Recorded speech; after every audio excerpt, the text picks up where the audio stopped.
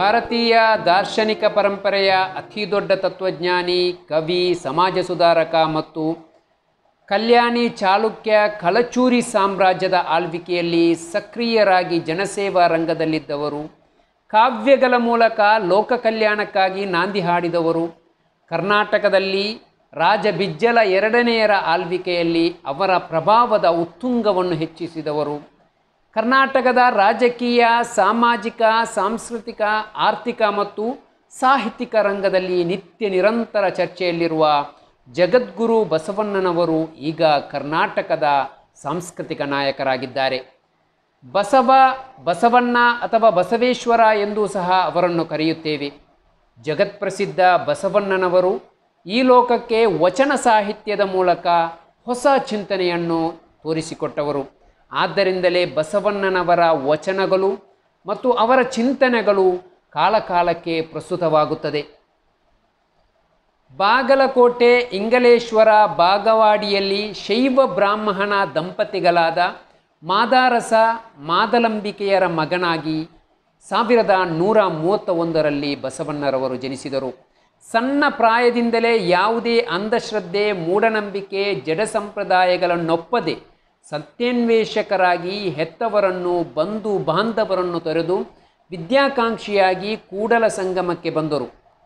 ಶಾಸ್ತ್ರಾಧ್ಯಯನ, ಯೋಗಾಭ್ಯಾಸಗಳನ್ನು ಕರಗತ ಮಾಡಿಕೊಂಡು ಕೂಡಲ ಸಂಗಮದಲ್ಲಿ ತನ್ನ ಬಾಲ್ಯ ಮತ್ತು ಯೌವನವನ್ನು ಕಳೆದರು.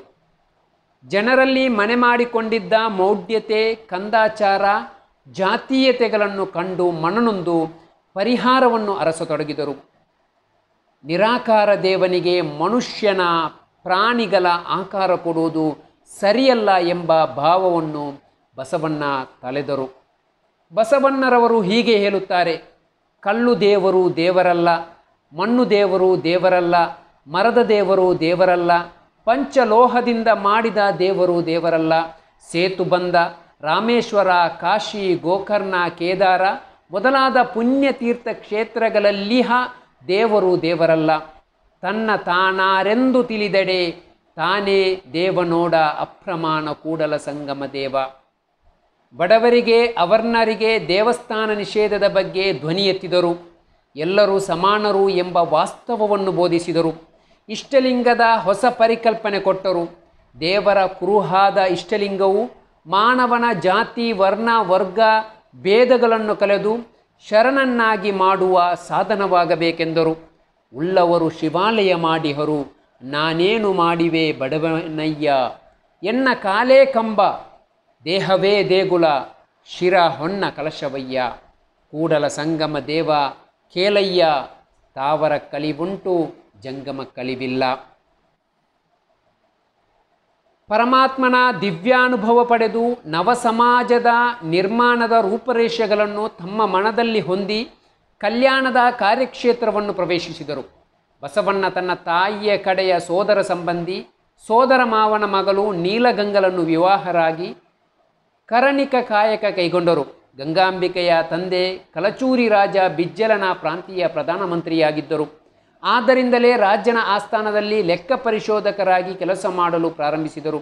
ಅಲ್ಲಿಂದ ಮುಂದೆ ಭಂಡಾರಿಯಾಗಿ, ಪ್ರಧಾನಿಯಾಗಿ, ದಂಡನಾಯಕನಾಗಿ ಕಾರ್ಯನಿರ್ವಹಿಸಿ ಉನ್ನತ ಶ್ರೇಣಿಗೆ ತಲುಪಿದರು.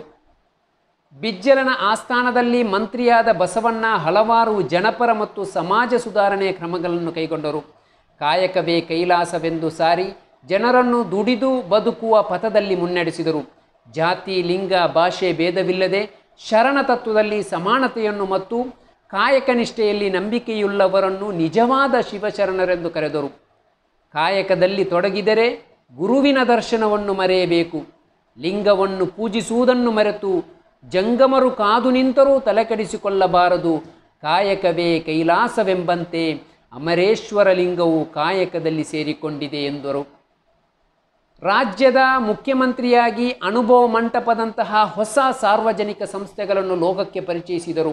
12ನೇ ಶತಮಾನದಲ್ಲಿ ಬಸವಣ್ಣ ಸ್ಥಾಪಿಸಿದ ಅನುಭವ ಮಂಟಪ ಆಧ್ಯಾತ್ಮಿಕ ಮತ್ತು ಸಾಮಾಜಿಕ ಕಾರ್ಯಯೋಜನೆಯ ವೇದಿಕೆಯಾಗಿತ್ತು. ಆಧ್ಯಾತ್ಮಿಕ ಮತ್ತು ಪ್ರಾಪಂಚಿಕ ಪ್ರಶ್ನೆಗಳನ್ನು ಚರ್ಚಿಸಲು, ಎಲ್ಲ ಸಾಮಾಜಿಕ ಆರ್ಥಿಕ ಸಮಸ್ಯೆಗಳಿಗೆ ಪರಿಹಾರ ಕಂಡುಕೊಳ್ಳುವ ವೇದಿಕೆಯಾಗಿತ್ತು. ಬಸವಣ್ಣರು ಪುರುಷರು ಮತ್ತು ಮಹಿಳೆಯರಿಗೆ ಸಮಾನ ಅವಕಾಶ ಮತ್ತು ಸ್ವಾತಂತ್ರ್ಯ ನೀಡಿದರು. ಮಾನವರು ಎಲ್ಲರೂ ಸಮಾನರು ಎಂಬ ದೃಷ್ಟಿಯಿಂದ ಕಂಡರು. ಸಂತರು ಮತ್ತು ತತ್ವಜ್ಞಾನಿಗಳ ಕೇಂದ್ರವಾಗಿತ್ತು. ಧಾರ್ಮಿಕ ಮತ್ತು ತತ್ವ ಚಿಂತನೆಯ ಈ ಸಂಸತ್ತಿಗೆ ಅಲ್ಲಮ ಪ್ರಭು ಅವರು ಅಧ್ಯಕ್ಷರಾಗಿದ್ದರು. ಬಸವಣ್ಣ ಸಾಮಾಜಿಕ ಕ್ರಾಂತಿಯ ಜೊತೆಗೆ ಮನುಷ್ಯನ ಆತ್ಮ ಸಂಸ್ಕರಣೆಯ ಕಾರ್ಯವನ್ನು ಮಾಡುತ್ತಿದ್ದರು. ಧರ್ಮ, ದೇವರು, ಒಳಿತು, ಕೆಡುಕು, ಕಷ್ಟ, ನಷ್ಟ, ಸಾವು, ನೋವುಗಳ ಬಗ್ಗೆ ನಿರಂತರ ಬೋಧಿಸಿ ಜನರ ಆಂತರಿಕ ಶುದ್ಧೀಕರಣ ಮಾಡಲು ಪ್ರಯತ್ನಿಸಿದರು. ಆಧ್ಯಾತ್ಮಿಕ ಚಿಂತನೆಯೊಂದಿಗೆ ಜನಸಾಮಾನ್ಯರ ಆತ್ಮ ಸಂಸ್ಕರಣೆಗೆ ಹೆಚ್ಚು ಒತ್ತು ಕೊಟ್ಟರು. ಸುಳ್ಳು ಹೇಳುವ, ವಂಚನೆ ಮಾಡುವ, ಅನ್ಯಾಯ ಕೃತ್ಯ ಎಸಗುವ ಕಾರ್ಯದಿಂದ ಸ್ವಾಭಿಮಾನಿಯಾಗಿ ಬದುಕಲು ಸಾಧ್ಯವಿಲ್ಲ. ನಮ್ಮ ಆತ್ಮಶುದ್ಧಿಯಾಗದೆ ಜಡ ಅಥವಾ ಶರೀರ ಶುದ್ಧವಾಗಿ ಪ್ರಯೋಜನ ಕಾಣದು ಎಂದು ಬೋಧಿಸಿದರು. ಅವರ ವಚನದಲ್ಲಿ ಅವರು ಹೀಗೆ ಹೇಳುತ್ತಾರೆ: ಕಳ್ಳಬೇಡ, ಕೊಳ್ಳಬೇಡ, ಹುಸಿಯ ನುಡಿಯಲು ಬೇಡ, ಮುನಿಯಬೇಡ, ಅನ್ಯರಿಗೆ ಅಸಹ್ಯ ಪಡಬೇಡ, ತನ್ನ ಬನ್ನಿಸಬೇಡ, ಇದಿರ ಹಲಿಯಲು ಬೇಡ. ಇದೇ ಅಂತರಂಗ ಶುದ್ಧಿ, ಇದೇ ಬಹಿರಂಗ ಶುದ್ಧಿ, ಇದೇ ನಮ್ಮ ಕೂಡಲ ಸಂಗಮ ದೇವನೊಲಿಸುವ ಪರಿ. ಜಾತಿ ಧರ್ಮದ ವಿಭಜನೆಯನ್ನು ವಿರೋಧಿಸಿದರು. ಮಾನವರೆಲ್ಲರೂ ಸಮಾನರು ಎಂಬ ಭಾವನೆ ಮೂಡಿಸಿದರು. ಮೂಢ ಸಂಪ್ರದಾಯವನ್ನು ಒಡೆಯುವ ಕೆಲಸವನ್ನು ಅವರು ಸ್ವತಃ ಮುಂದೆ ನಿಂತು ಮಾಡಿರುವುದು ಅತ್ಯಂತ ಗಮನಾರ್ಹ. ಹುಟ್ಟಿನಿಂದ ಬ್ರಾಹ್ಮಣರಾಗಿ, ಸಂಸ್ಕಾರದಿಂದ ಶರಣರಾಗಿ, ಮಧುವರಸನ ಮಗಳನ್ನು ಹುಟ್ಟಿನಿಂದ ಸಮಾಗರನಾಗಿ, ಸಂಸ್ಕಾರದಿಂದ ಶರಣರಾದ ಹರಳಯ್ಯನವರ ಮಗನಿಗೆ ಕೊಟ್ಟು ವಿವಾಹ ಮಾಡಲು ಪ್ರೇರಣೆ ನೀಡಿದರು. ಈ ಮೂಲಕ ಪೌರೋಹಿತ್ಯವನ್ನು ಅವರು ಪ್ರಶ್ನಿಸುತ್ತಾರೆ. ಮೂಢನಂಬಿಕೆ, ಶೋಷಣೆ, ಕಂದಾಚಾರದ ವಿರುದ್ಧ ಧ್ವನಿ ಎತ್ತುತ್ತಾರೆ. ಬ್ರಾಹ್ಮಣ ಸಮುದಾಯದಲ್ಲಿ ಹುಟ್ಟಿ ಬೆಳೆದ ಬಸವಣ್ಣ ತನ್ನ 6ನೇ ವಯಸ್ಸಿನಲ್ಲಿ ಸಂಪ್ರದಾಯದಂತೆ ಪುರೋಹಿತರು ಜನಿವಾರ ತೊಡಲು ಬಂದಾಗ ತನಗಿಂತ ಹಿರಿಯಲಾದ ಅಕ್ಕ ನಾಗಮ್ಮನಿಗೆ ಏಕೆ ಜನಿವಾರ ತೊಡಿಸಲಿಲ್ಲ ಎಂದು ಪ್ರಶ್ನಿಸುತ್ತಾರೆ. ಇದು ಪುರುಷರಿಗೆ ಮಾತ್ರ ಕೊಡುವಂತಹದ್ದು ಎಂದು ಹಿರಿಯರು ಉತ್ತರವಿಟ್ಟಾಗ ಅಕ್ಕನಿಗಿಲ್ಲದ ಜನಿವಾರ ನನಗೆ ಏತಕ್ಕೆ ಎಂದು ಪ್ರಶ್ನಿಸಿದರು.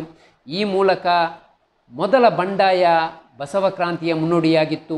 ಲಿಂಗಭೇದ, ಅಸಮಾನತೆಯನ್ನು ಅತಿ ಸಣ್ಣ ಪ್ರಾಯದಲ್ಲಿ ವಿರೋಧಿಸಿದ ವ್ಯಕ್ತಿ ಕೂಡಲ ಸಂಗಮ ದೊಡೆಯ ಬಸವಣ್ಣರಾಗಿದ್ದರು. ಪೌರೋಹಿತ್ಯ ಕಲಿಸಿದ ಧರ್ಮದ ತಾತ್ಪರ್ಯವನ್ನು ಸಂಪೂರ್ಣ ಶುಚಿಗೊಳಿಸಿದರು. ಧರ್ಮ ಎಂದರೆ ದಯೆ, ಪ್ರೀತಿ, ಕರುಣೆ ಎಂದು ಸಾರಿದ ಭಾರತದ ಪ್ರಥಮ ಯುಗ ಪ್ರವರ್ತಕರಾಗಿದ್ದಾರೆ ಬಸವಣ್ಣರವರು. ಅವರು ಹೀಗೆ ಹೇಳುತ್ತಾರೆ: ದಯವಿಲ್ಲದ ಧರ್ಮವಾವುದಯ್ಯ, ದಯವೇ ಬೇಕು ಸಕಲ ಪ್ರಾಣಿಗಳಲ್ಲಿಯೂ, ದಯವೇ ಧರ್ಮದ ಮೂಲವಯ್ಯ. 12ನೇ ಶತಮಾನದಲ್ಲಿ ಬಸವಣ್ಣರವರು ಬೋಧಿಸಿದ ತತ್ವಗಳು ಇಂದಿಗೂ ಪ್ರಸ್ತುತವಾಗಿದೆ. ಬದುಕಿನ ಎಲ್ಲ ಸ್ತರಗಳಲ್ಲೂ ಅವರು ಸರಿಯಾಗಿ ಅರ್ಥೈಸಿದ್ದರು. ತಮ್ಮ ಚಿಂತನೆಗಳನ್ನು ವಚನಗಳ ಮೂಲಕ ತಿಳಿಸಿದರು. ಬಸವಣ್ಣರವರ ವಚನಗಳು ಭಾರತದ ಧಾರ್ಮಿಕ, ಸಾಮಾಜಿಕ ಮತ್ತು ರಾಜಕೀಯ ಕ್ಷೇತ್ರದಲ್ಲಿ ಬಹುದೊಡ್ಡ ಪ್ರಭಾವವನ್ನು ಬೀರಿದೆ. ಬಸವಣ್ಣನವರು 1196ರಲ್ಲಿ ಕೂಡಲ ಸಂಗಮದಲ್ಲಿ ಲಿಂಗೈಕ್ಯ